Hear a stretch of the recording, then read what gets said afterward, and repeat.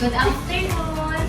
Afternoon. Good afternoon. So, bago tayo mag-start, kami po ay mga nursing students from HTU, mga college students na po kami. Ako po si Ate Kat. Ako si Kuya Carl. Po si Ate Kit. So, nandito po kami today kasi magtuturo po kami sa inyo. Magtuturo kami sa inyo na nakapagbulis ng kamay at saka ng pag-alagay sa katawan natin para hindi tayo makuha ng mga sakit. Sino yung mga madalas magkasakit dito?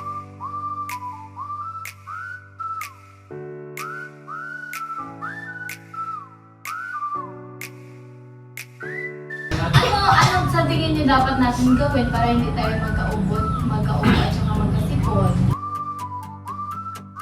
Maghugas ng kamay.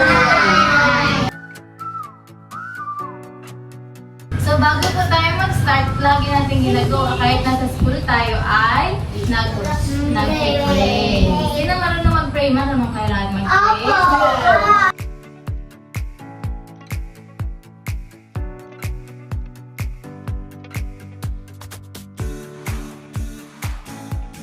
Angel of God, my guardian angel,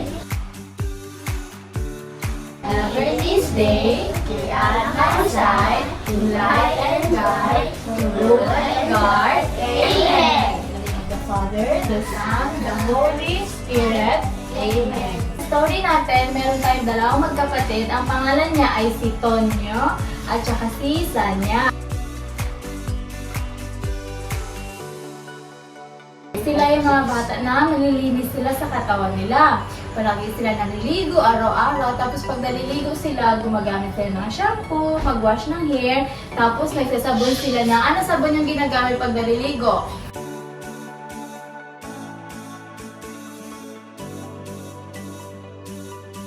Tapos, kumakain sila ng fruits at saka ng vegetables. Ako tatay gulay. Kakain ka ng gulay. Anong favorite niyong fruit? Gulay. Grapes. Fruit? Fruit? Orange. Orange. Apple. Banana. So, sila dalawang maliit sila Oo, nagtututbrush sila tapos naghuhugas sila lagi ng kamay.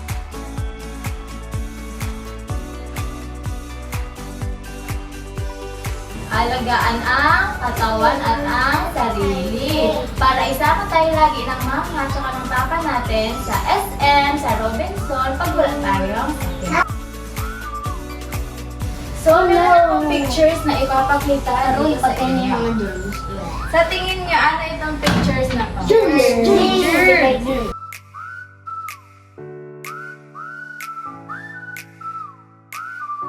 Ano ang sa tingin niyo mangyayari pag nagkaroon ng germs yung katawan ninyo? Magkakasakit.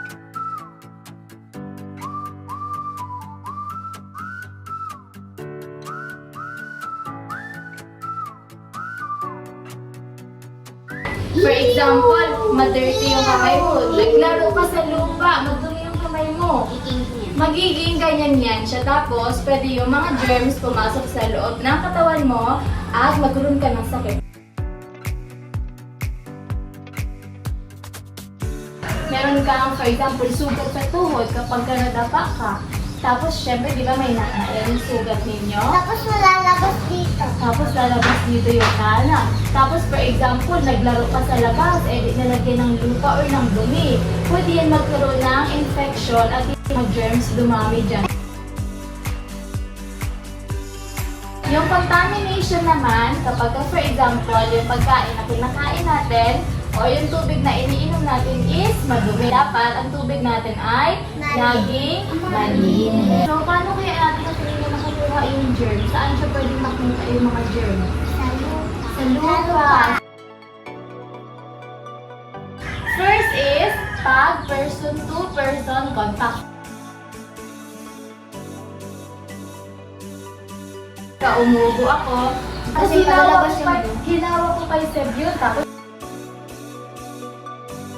yung germs sa kamay ko, malilipat na yun kay Seb. Kasi Kaya ano dapat yung gawin natin kapag may sakit tayo? Dapat ba maglabas-labas tayo ng bata? Hindi po. Mag-inom ng gamot. Mag-inom ng gamot. Tapos, ano pang gagawin? Saan tayo pupunta pag may sakit?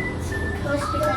Sa ospital. Or di kaya, mag-stay lang sa loob ng bahay. For example, pag tinawag kayo ni Ate Jewel, maglaro daw kayo sa labas, pero may sakit kayo, papayag ba kayo? No. Hindi. Pag may sakit, dapat mag-stay lang sa bahay at mag-inom ng gamot.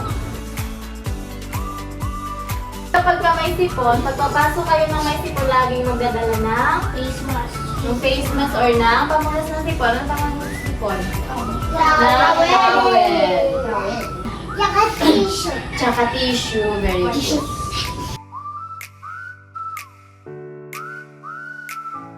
At laging magputol ng okay, kasi pag di tayo nagputol ng kuko, magiging ganyan yung kuko nyo. Gusto nyo ganyan?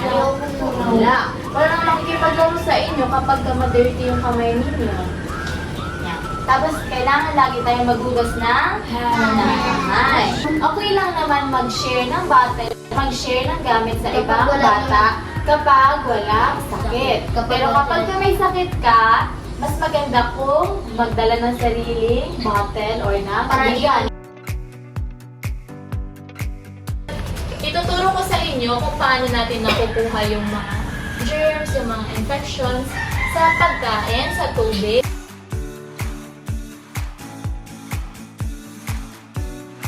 Dapat huhugasin yung huhugasin yung kamay. Hugasin ko Para wala ako. Hindi ibig sabihin na malinaw yung tubig if malinis mo yun.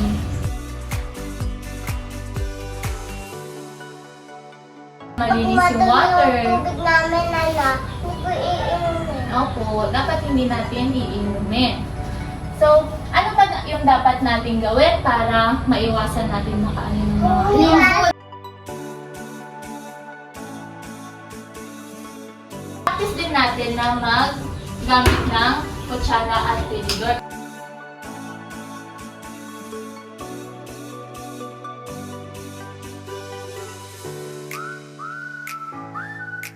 Saan kamay ang kutsara?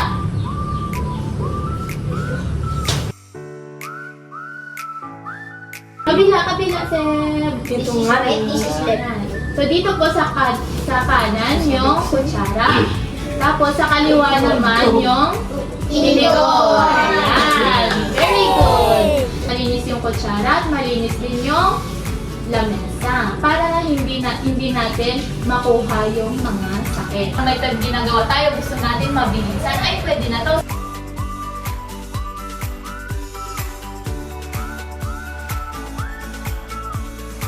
Siguro naghuhugas kayo ng kamay, binabasa nyo na parang ikibasahin ko na ito, kailangan magmadali kasi nga maglalaro pa ako after magkain, basahin ko na ito, pwede na ito, kain na ako. Opo.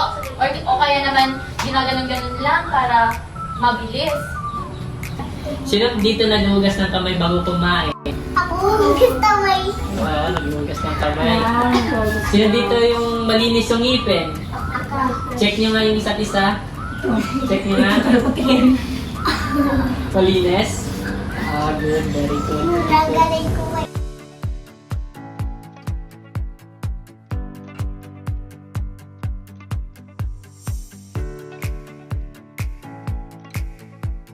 Ang tissue na pinampunas natin sa kamay ay hindi natin siya pwedeng ipunas sa mukha natin kasi basa na yun. Tapos pag maghuhugas tayo ng kamay, for example, mahaba yung damit mo, naka-jacket ka maghuhugas ng kamay, tataas muna natin yung sleeve na damit natin. Ganyan.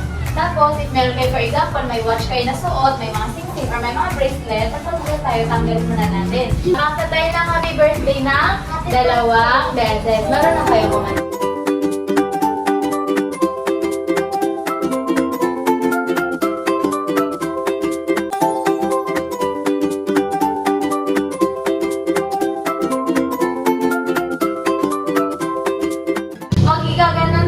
Gaganon yung kamay pag naghugas na. So, next natin is ano pa dapat natin gawin or ano yung mga hindi dapat natin gawin.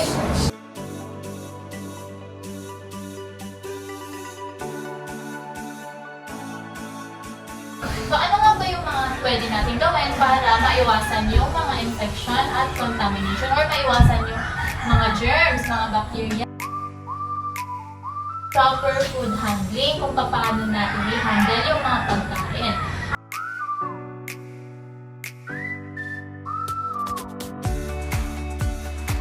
Pag magkuha tayo ng spaghetti, Magugas ng kamay. tapos ano dapat? Kutsara at saka Tinidor. tinidor. Dapat huwag kamayin yung Tapos na.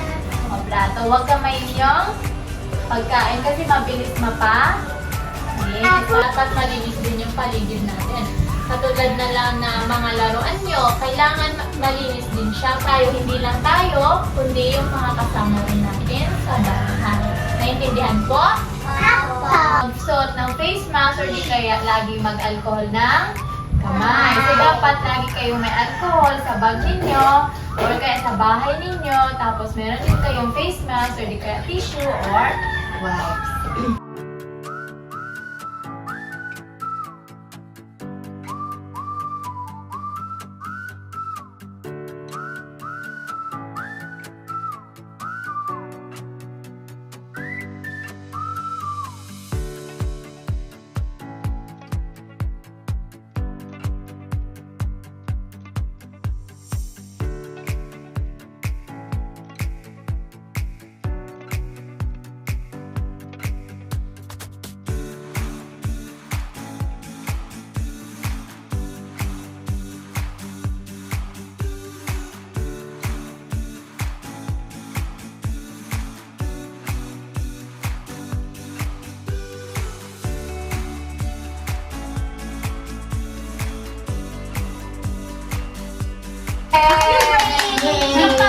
Clap everybody!